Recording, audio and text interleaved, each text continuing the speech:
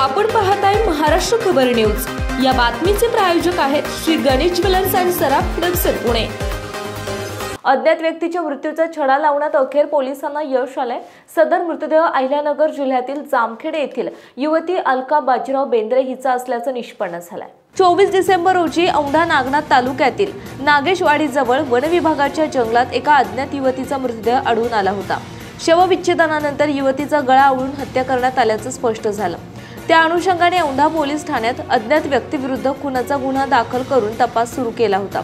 मृतदेहाची ओळख पटविण्यासाठी घटनास्थळी कोणताही पुरावा आढळून आला नसल्यामुळे पोलिसांसमोर प्रकरणाचा उलगडा करण्याचे मोठे आव्हान होते। सतत 4 दिवस ओळख पटवण्यासाठी तिचे छायाचित्र घेऊन स्थानिक गुन्हे शाखा आणि औंढा पोलिसांचे पथक महाराष्ट्रातील अनेक जिल्ह्यात तपास करीत होते, परंतु मृतदेहाची ओळख पटवण्यात यश आले नाही। शेवटी पुन्हा घटनास्थळ आणि आजूबाजूच्या परिसराची बारकाईने पाहणी केली असता घटनास्थळापासून काही अंतरावर एक मोठी बॅग आणि संभाजीनगर येथील एका मॉलचे बिल मिळून आले। त्या आधारे तपासाची दिशा निश्चित करून तपास सुरू करण्यात आला।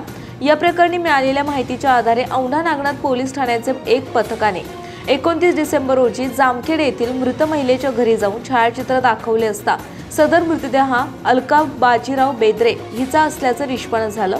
या माहितीवरून समांतर तपास करीत असलेल्या स्थानिक गुन्हा शाखेने आरोपीचा शोध लावत मुगट जिल्हा नांदेड येथील रहिवासी असलेल्या श्रीकांत सुरेश पिनलवार यास हत्येच्या आरोपाखाली आदिलाबाद येथून ताब्यात घेतले। आपण पाहताय महाराष्ट्र खबर न्यूज। या बातमीचे प्रायोजक आहेत Shri Ganesh jewellers and Saraf products Pune.